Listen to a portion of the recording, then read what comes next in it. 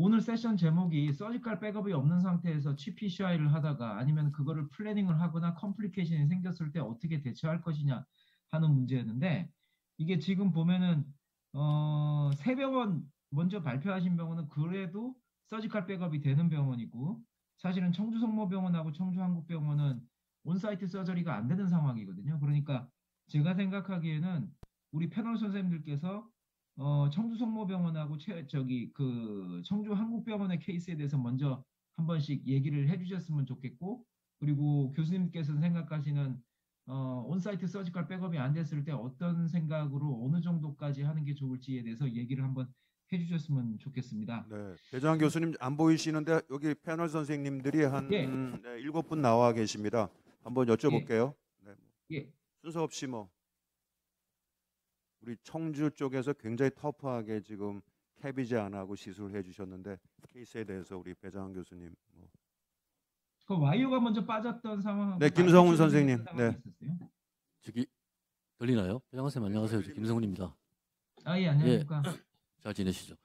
저기 아까 안녕하세요. 그 첫 케이스 보면 제가 봤을 때는 그게 탁구 추모가 아닌가 싶은데, 왜냐하면 우리가 이제 2차 병원에서 볼 때 환자를 디시전 메이킹 할 때 여러 가지 이제 특히 우리가 이제 하다 보면 코로나리 이렇게 그 임팩트 돼가지고 모든 질환을 갖다 코로나리 맞추는 경우가 있는데, 사실 첫 케이스도 보면 그 뭐지 탁구 추모 카디오마이오패시 가능성도 배제를 못하고, 왜냐하면 아까 플로우 자체도 이렇게 그 코로나리 페인으로 보이지가 않고 또 환자가 가스 캔서였고, 그래서 인터벤션보다는 좀 뭔가 스텝 바이 스텝을 고민해 봤어야 되는 경우이지 않을까 생각이 들고요. 아까 또 한 케이스는 50세 여자 환자인데 그게 그냥 아세로마이오나 랩트 메인이라고 바로 이렇게 결단 짓는 것도 조금 리스크하다는 생각이 들고, 예전에 저도 그런 경우가 있었는데, 이 특히나 비기너들은 이렇게 랩트 메인 와이어링 하다가 나이색 만들고 익스파이어하는 경우를 몇 번 봤거든요. 그래서 랩트 메인 할 때는 철저하게 이렇게 안에 아세로마의 어떤 그런 걸 어떤 컴포넌트를 정확하게 확인을 하고 프로시저를 하는 게 맞고요. 또 아까 한 케이스는 보면은 사실 우리가 이제 코로나리 엔지오그래피를 볼 때 옆에 있는 헤모다이내믹을 잘 놓치는 경우가 많습니다. 항상 좀 메인이나 오스라는 모든 프로시저를 할 때는 이제 댐핑이 되는지 안 되는지 정확하게 봐야 되고요. 댐핑이 되면 바로 빼면 됩니다. 댐핑 후에 VPB나 VT가 오면은 환자가 되게 아주 안 좋은 코스를 밟기 때문에 항상 이렇게 우리가 그 페이시트 모니터를 잘 보는 게 중요할 것 같고요. 또 하나는 베드리든 스테이트의 환자를 갖다가 그 토탈 오클루전도 아닌데 CTO도 있고 한데 그걸 프로시저를 해야 되나? 제 같은 경우에는 만약에 그렇다면은 풀 메디컬 세라피를 해보고 그냥 그렇게 진행하는 것도 괜찮다고 생각이 듭니다.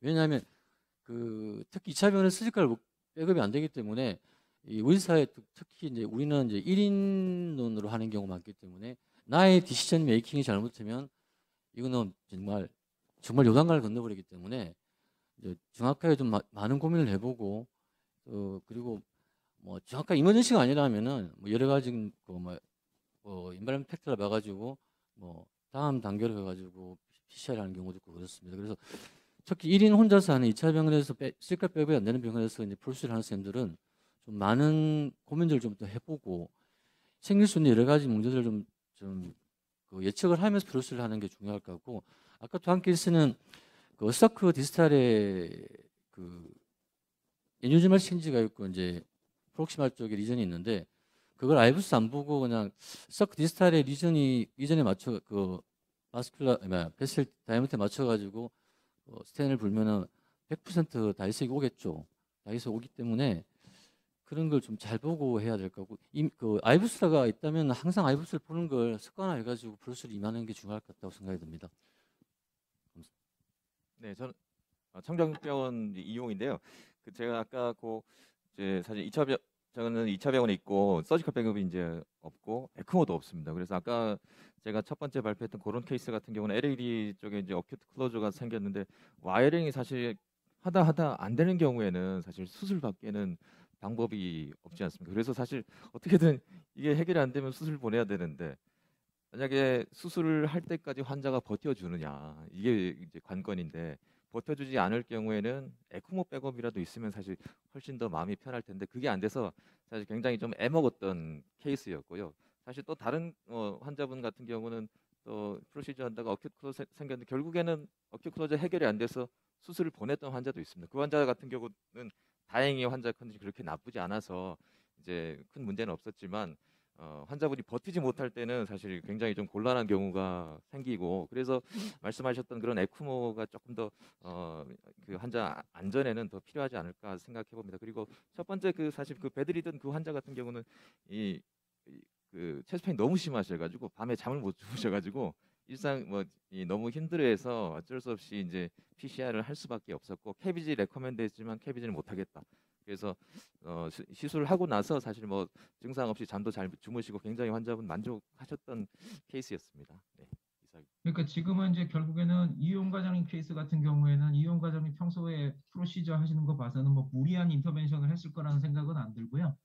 이게 특히 프록시말이나 미드엘레드에 와이어가 빠져서 어큐트 클로저가 되면 결국에는 에크모라고 하는 거는 브리징 테라피가 되고 뭐 리바스큘라리제이션을 어떻게 하든지 아니면은 수술을 하든지 해야 되는 거기 때문에 제가 생각하기에는 아까 정옥성 교수님께서 말씀하셨듯이 모든 병원에 온사이트 캐비지 퍼시리티를 갖출 수는 없고 그런 나라는 존재하지도 않습니다. 미국도 스웨덴도 그런 건 안 되거든요. 그런 거에 있어서 리저널라이제이션이라는 게 굉장히 중요한 것 같아요. 그러니까 심혈관 센터도 가능하면은 응급의료 센터처럼 하이라키를 만들고 외상 센터처럼 그래서 이제 예를 들어서 24hour 온사이트 서저리가 되는 센터가 있고 그 주변이 완전히 얼라이언스를 잘 맺어가지고 이거를 관계를 유지를 하고 그리고 응급 환자가 생겼을 때 에크모가 안 된다면은 단시간 내에 트랜스퍼를 시켜서 수술방을 오픈할 수 있는 그런 구조를 만들어가는 게 중요하지 않나. 그러니까 제가 말씀드리고 싶은 거는 리전이나 메트로폴리탄 에리어 내에 이게 한두 명의 서전 있는 병원을 서너 개 만드는 것보다는 3명, 4명 서전 있는 병원을 갖다가 한두 개로 잘 유지를 해가지고 그리고 만약에 2차급 병원에서 이벤트가 생겼다 그러면은 그 환자는 최대한 빨리 와서 응급으로 수술할 수 있는 구조를 만들어 주는 거. 이게 이제 심장학회하고 흉부외과 학회가 서로 멀리 떨어져 가지고 손가락질을 하는 것보다는 상생할 수 있는 구조라고 생각하고 기본적으로 그게 국민이나 환자들한테도 도움이 되는 구조라고 저는 생각을 하고 있거든요. 그러니까 제일 중요한 거는 이벤트가 안 생기는 게 중요한데 이게 교과서에서 생기는 이벤트 레이트는 피해갈 수 없습니다. 아마 뭐 인터벤션의 신이라고 불리시는 우리 정웅성 선생님도 똑같은 일을 겪으셨을 테고 그리고 저도 마찬가지를 겪을 테고 그런 걸 생각을 한다면 그리고 요즘에는 서지컬 모탈리티도 그렇고 인터벤션 모탈리티도 낮아진 상황이기 때문에 한 명이 사망하게 되면 그 병원은 모탈리티가 진짜 올라가는 병원이 되거든요. 그런 걸 생각을 한다면 가능하면은 타이트한 얼라이언스를 맺는 게 중요하다. 모든 병원이 온사이트 서저리를 다 할 수는 없다. 이거는 기본적으로 깔고 시작을 해야 되는 게 아닌가 생각을 합니다. 그 지금 현장에 박재용 선생님 계시나요? 안 계세요? 이승재 선생님 계시나요? 안 계십니다. 계십니까? 네, 장재혁 교수님은 장지혁 선생님, 네 계십니다. 예, 뭐 코멘트 좀 부탁드립니다. 네, 안녕하십니까. 저 의정부 성모병원에서 온 장재혁입니다. 저는 이제 사실 이번에 칩 인터벤션을 많이 한 경우는 없습니다만 제가 케이스 발표하신 것들 들으면서 좀 이제 의문이 생겼던 거에 대해 좀 여쭤보도록 하겠습니다. 그래서 이우영 과장님께서 그 하셨던 케이스 중에 LAD 이제 어큐트 어클루전이 생겼다가 말씀하셨던 것처럼 어떤 이유인지 모르겠지만 이제 호전이 되어서 환자가 아주 안정적으로 잘 끝난 건 정말 다행이라고 생각합니다. 근데 그때 이제 와이어링이 잘 된 이후에 혹시 아이브스나 다른 이미징 검사를 하실 생각은 없으셨는지 저는 이유를 오히려 모른 다음에 좀 확인을 하고 넘어갔을 것 네, 같아가지고요. 저도 굉장히 사실 하고 싶은 마음이 굴뚝 같았거든요. 근데 이제 와이어링을 또 하고 싶지가 않았습니다. 한번 이게 어큐 클로즈 생겨서 다이섹션 때문에 좀 애먹으니까 또 이게 와이어링을 더 디스탈로 하다가 또 이제 겨우 이렇게 만들었는데 또 다이섹션 생겨서 문제가 될까봐 좀 겁나서 아이브스 너무 보고 싶었지만 이제 보지는 못했습니다. 네. 이게 장 교수님 말씀대로 제가 생각하기에는 이미지의 롤이 되게 중요한 것 같습니다. 아까 레프트 메인 케이스를 보면은 4.0 곱하기 15mm짜리 레조들 오닉스가 들어가는데 아마 그때 프로시저를 할 때 이 생각보다 DES에서 쇼 스텐트가 구색이 별로 없어요. 제 기억으로는 레졸루트 15mm가 제일 짧은 스텐트였을 거예요. 그러니까 그거를 넣고 났더니 프록시말, 그러니까 디스탈 엣지가 LAD하고 서컴플렉스 오스에 걸리면서 그게 이제 인플라메이션을 유발을 해가지고 바이퍼케이션 DS, ISR을 만들었을 가능성이 굉장히 높거든요. 그러니까 이런 걸 생각을 할 때 가능하면 좀 약간 이 레프트 메인을 보면은 정말 무섭잖아요.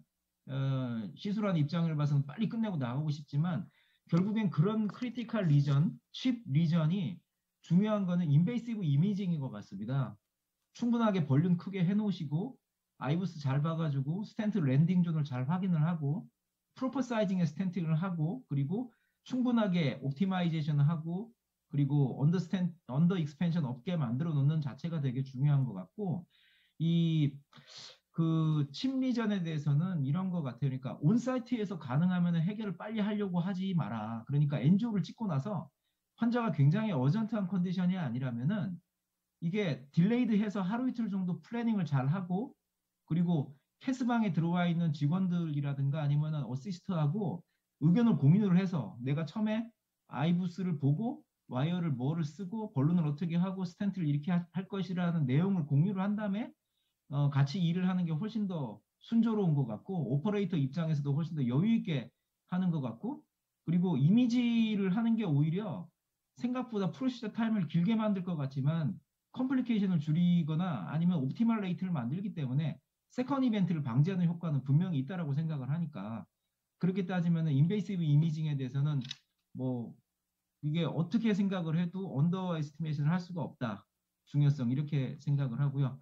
윤성규 선생님 혹시 자리 계시죠? 예. 코멘트 부탁드리겠습니다. 그 아까 저기 랩터 메인 그 여성분 처음에 이제 스텐트 그 넣었을 때요. 그 처음부터 바로 스텐트를 넣는 게 아니고 이게 스파점이 있는지 이걸 좀 먼저 확인을 해봤으면 하는 그런 좀 아쉬움이 있거든요. 왜냐하면은 저희들도 같은 경우에 이제 여성분한테 그 급하게 이제 스텐트를 넣었는데 다음에 흉통에서 와서 보니까 RCA 쪽에 심한 스파즘이 있는 환자들이 몇 케이스를 봤거든요. 그래서 이 같은 경우에 아주 환자가 응급 상태가 아니라면은 일단 스파즘 여부를 먼저 확인해보고 그래서 스파즘이 아니라 하면은 이제 그 랩트 메인에 대한 그 이런 그 시술 이런 계획을 했으면 좀 좋아하지 않았나 그런 좀 아쉬움이 있고요. 왜냐면 그런 스텐트를 안 넣어도 되는 환자를 스텐트를 넣었을 경우에 그것 때문에 계속 이런 뭐 컴플리케이션이 생기면 그 환자 일생에 있어서는 되게 안 좋은 상황이 올 수 있는 그런 경우가 있기 때문에 너무 그게 좀 아쉽다는 생각이 들고요. 그다음에 아까 이용 선생님 아까 저기 그 와이어가 이렇게 트래핑 됐을 때 그때 무리하게 뭐 빼다 끊기면은 또 그게 위험할 수도 있지만 저는 그런 경우에는 조금 이제 옹수를 써가지고 그 1.25 발론을 가지고 그 와이어는 쪽으로 넣어가지고 살짝 발론을 해주면은 그 사이 공간이 떨면은 그걸 해가지고 빼는 경우도 있고 그래놓고 다시 그 스텐트 넣은 부분을 그, 그 공간이 좁아졌기 때문에 다시 확장해주면은 안전하게 와이어를 뺄 수 있지 않을까 그런 좀 생각이 들고요. 그리고 또 한 가지 아까 저기 에크모 얘기가 나왔었는데 지금 에크모 없는 병원들이 너무 많은데요. 그걸 갖다가 다 설치할 수 있는 상황이 안 되니까 아까 그 교수님이 아까 하신 말씀 중에서 일단 병원을 그 어디서 정해가지고 그쪽으로 모으는 방법도 있지만은 또 한 가지는 그 도시에서 주된 병원이 그 포터블 에크모를 가지고 있어가지고 그런 상황이 필요했을 때 그쪽에 연락 왔을 때 바로 가가지고 에크모를 해가지고 환자를 좀 같이 데리고 가지고 케어하는 그런 방법도 좋지 않을 거라고 생각합니다. 우리 박규태 선생님 뭐 스패즘 혹시 아니냐고 그런 질문이 네. 나왔는데 확인하셨나요? 그 젊은 여자분이신데. 환자는 제가 프로시저 하는 분은 아니라서 약간 이제 처음 그 임상 조교수 발령나신 이제 좀 비기너이신 분이 하신 것 같고 제가 이제 그 환자를 그 다음 해에 이제 제가 받아서 보긴 했는데 뭐 그 캣방에 이제 이전에 했던 직원들한테 여쭤보니까 뭐 정말 뭐 카디악 마커가 올라와 가지고 뭐 심플 리전이라고 생각해서 그렇게 한 것 같습니다. 근데 이제 저도 아까 처음에 이제 말씀드린 것처럼 랩트 메인이나 그 우리 이미지 가이딩에 되게 중요성을 이제 강조하고 싶어가지고 랩트 메인 조금 마로보시전 뭐 케이스를 가지고 왔고요. 그리고 윤석열 교수님 뭐 선생님께서 말씀하신 것처럼 당연히 이제 스파즘이인지를 그 카테터 인듀스드 특히 이제 오스티움 아이솔레이티드 랩트 메인 그 스테노시스는 또 카테터 인듀스드 또 스파즘도 많이 오거든요. 그거는 꼭 확인하고 했었어야 되는 프로시저가 아니었나 좀 아쉬움이 듭니다. 배정환 교수님 한 분 정도 더 예, 질문 받아도 될 것 같습니다. 네, 시간이. 예. 네, 조성철 부탁드리겠습니다. 선생님 혹시 자리 계세요? 누구요? 거기 안 계시는구나. 안 계세요. 그 추가 질문 있으십니까? 네, 교수님, 이유용 아까 선생님. 지금 네, 거기 네, 이유용 선생님. 아, 네, 질문은 아니고 아까 에크모 이제 말씀하셔서 사실 저도 이 에크모가 없는 상황에서 프로시저 할 때 굉장히 좀 아쉬움이 많아서 에크모를 도입하는 그런 고민들도 굉장히 많이 좀 했었거든요. 근데 2차 병원급들이 에크모를 도입하지 못하는 이유가 인력 문제입니다. 에크모 그렇죠. 넣어놓고 이거 관리할 사람이 없고 또 코를 예, 계속 맞아요. 받기 너무 힘들기 때문에 조금 생각해 본 거는 에크모를 우리가 2차 병원에서 넣고 넣은 환자들은 우리가 이제 중점이 되는 그런 대학병원과 연계를 해서 에크모를 넣고 나서 넣은 환자들은 빨리 뭐 몇 시간 안에 그 대학병원에서로 빨리 트랜스퍼를 해서 에크모 관리는 대학병원 중점병원에서 해주고 넣고 환자분이 나빠지지 않을 때까지 브릿지 그런 트리트먼트를 하는 그런 모델도 사실 좀 고민하고 있거든요. 그래서 그런 부분들이 좀 교수님, 좋지 않을까 싶습니다. 거기에 대해서 진짜 중요성이 있습니다. 왜냐하면은 우리가 저기 중요하게 생각하는 CTO PCI 저페니스 센터 중에 하나가 도요하시 하스피탈인데요. 도요하시는 오사카에서 신칸센으로 한 30분 정도 더 가야 돼요. 근데 도요하시 센터에는 서지컬 백업도 있고 그리고 에크모도 있는데 에크모가 웬만한 환자 같으면 자기들이 보지만 진짜 중환이 있는 경우에는 오사카에 보면 국립순환기 센터가 있거든요. 국순에 연락을 하면 국순에서 모바일 ICU나 아니면 헬리콥터 에크모가 있어가지고 헬리콥터를 보내가지고 환자에다 집어넣고 데리고 갑니다.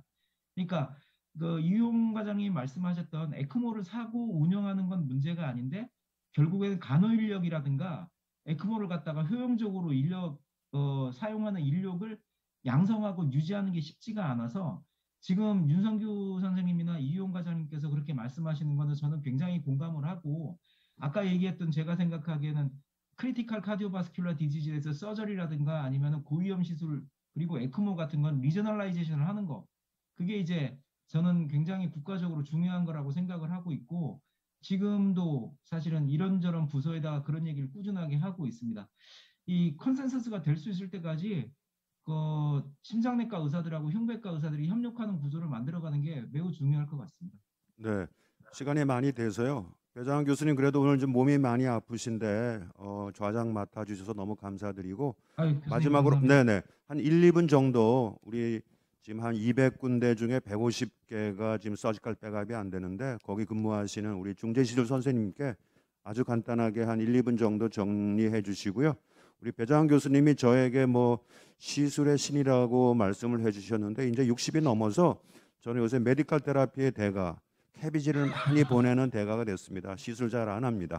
우리 배정환 교수님 뭐 정리해 주시죠. 예. 저기 선생님 예, 한마디만 교수님 지금 그 저희가 한 200개 센터 그리고 NGO가 들어가는 게 200개 센터가 되고 1년에 한 190개, 한 170개 센터 정도에서 프로시저를 했다고 해서 리임버스를 요구를 하시고 계시니까 액팅 센터는 한 180개 정도 된다라고 생각을 하고 있고 거기에 절반 이상은 사실은 에크모도 없고 그리고 온사이트 서저리 백업도 안 되죠. 그러면은 제일 중요한 것은 환자를 NGO를 찍었을 때 이게 감당할 수 있는 병변인가 하는 거를 먼저 생각을 해보셔야 되겠고요. 이게 컴플리케이션이라든가 서지컬 백업이 필요한 게 명료하다라고 생각하시면 무리하게 진행하실 필요는 저는 없다라고 생각해요. 근데 이제 전혀 그런 생각이 없다가 사고가 급하게 났을 때가 사실은 문제가 되긴 한데 그럴 때도 충분하게 여유를 가지시고 그리고 그때를 생각을 해서 근거리에서 서지컬 백업이라든가 에크모 백업이 되는 병원과 이 원래는 중제학회에서 얘기할 때 인증기관을 만들 때도 그렇게 말을 하고 있습니다. 주변에 있는 서지컬 백업을 만들어라.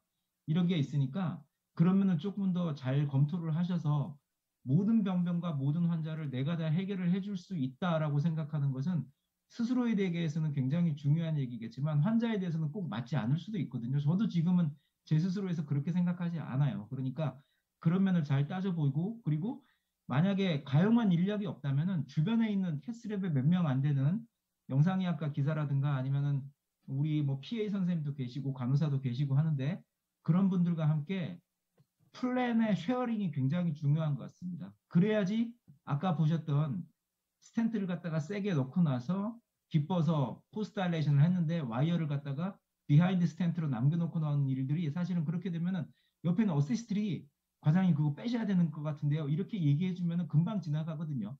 오퍼레이터는 병변에 집중을 하면은 일을 놓칠 수도 있어요. 그러니까 그런 팀을 잘 빌딩해가는 것이 매우 중요하다 이런 생각이 들었습니다. 네, 배장훈 교수님 감사드립니다. 여러분 뭐 잘 아시는 것처럼 제가 심평원에 근무를 하고 있는데 심평원 직원들이 가장 무서워하시는 분이 배장훈 교수님이에요. 말씀을 정말 일목요연하게 아주 잘 하시죠. 오늘 우리 배장훈 교수님 감사드리고요. 또 5분의 직례를 발표해 주신 스피커, 그다음에 패널 선생님께 감사를 드립니다. 세션 1을 마치도록 하겠습니다. 여러분 감사합니다.